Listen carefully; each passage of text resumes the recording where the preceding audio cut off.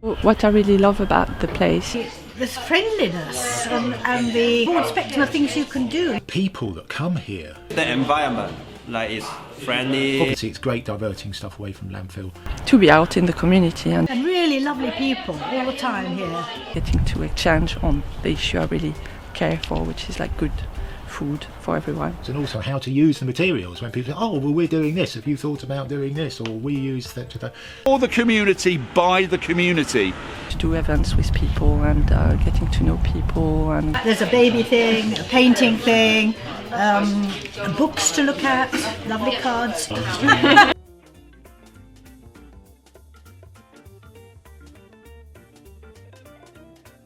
We're Exeter Scrap Store. We're a local charity, and we run a van. We go around to factories and businesses and collect their offcuts and surplus materials, and we bring it back here and we put it in the Scrap Store warehouse, which is over there, and people then come and take the materials away to use primarily in education, play and creative activities.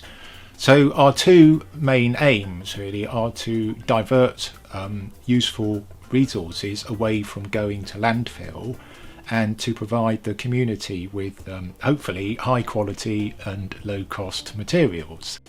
So our connection with Exeter Connect is through one of the project workers, Johanna Korndorfer, who also happens to live just around the corner from the Scrap Store. And Johanna's been a great friend and supporter of the Scrap Store for years. Co-Create is a creative community. We mainly work with wood, but we also use pottery, textiles, and other creative crafts to create a community around making. There's 4 C's. So we've got courses. So we have wellbeing courses where people come to connect with others. Where they come to grow in confidence and get used to the tools. We also have creative courses, which are paid courses of an evening. We have collections, so we go out to the community and collect timber, which then can be used on our courses. We've also have commissions where people come to us and say, look, can you make this? We're like, yes, we can make that. And people who attend our courses can then help us make these commissions. So they go from an introductory course in the workshop to then actually working on real life projects and commissions. During lockdown, people were more isolated than ever, and part of our vision is to reduce isolation and hopefully reduce loneliness. We're really thankful for the support that Exeter Connect have given us, particularly in those early days when we didn't know what to do or where to turn. They were there for us, which we are thankful for. They've also helped Wood for Good and Co-Create merge together, and they were really helpful in that part, helping us go through the legalities and the formalities of that process. And so, yeah, we're really thankful for them. And also to showcase what we're doing here now. It would be a different story if they weren't involved. I think we've got a brilliant creative studio now, which we would love to see full every day with different activities going on, and we would like to open it out to other third parties and other groups to use. And so big vision for Co-Create is Co-Create wood, Co-Create food, Co-Create pottery, Co-Create textiles. We would love to have different courses running every day where we can offer access to those courses where people wouldn't normally be able to access them. We've got 14 guys and girls come in to learn basic plumbing and how to do home maintenance.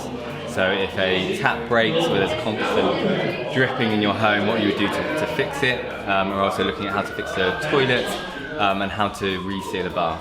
So Young has helpfully organised from the Cantonese community point of view. There's a group that meet up fairly regularly and they were looking to learn some skills. Yeah, so first I found this place is mainly woodworking. So I was coming here every week for woodworking.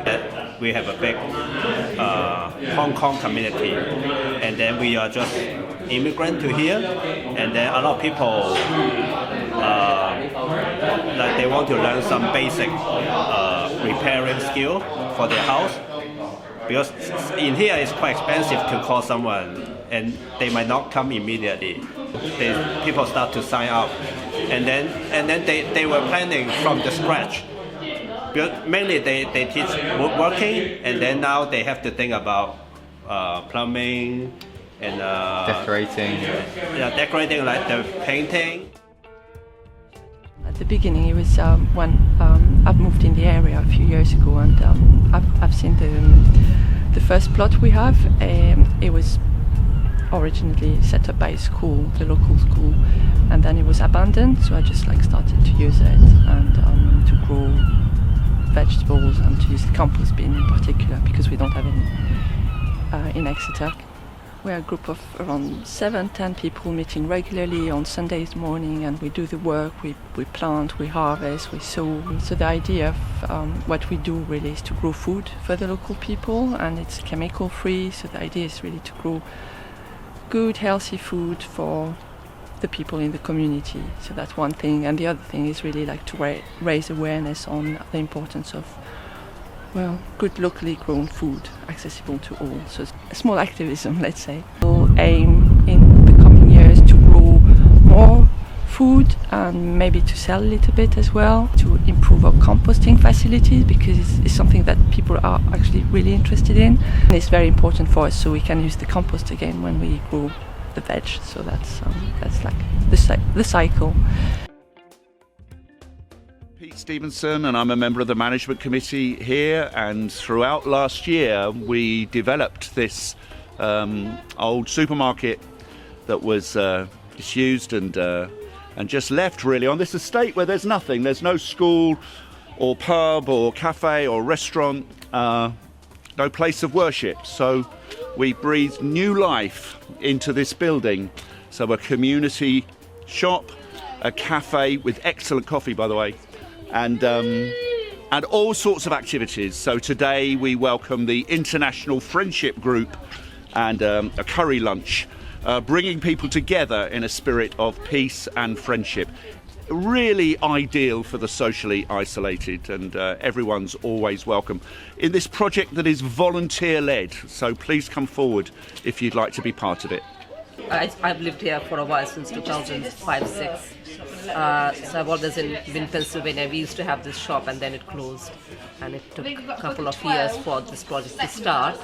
So it was quite exciting for us to have something as a community as well, and I found out that they were doing small community projects and encouraging people to get together and chat, because I find in Pennsylvania we don't have that, and we don't really get to meet each other, and we don't have that neighborhood nice way of chatting to people. So my enthusiasm came from there.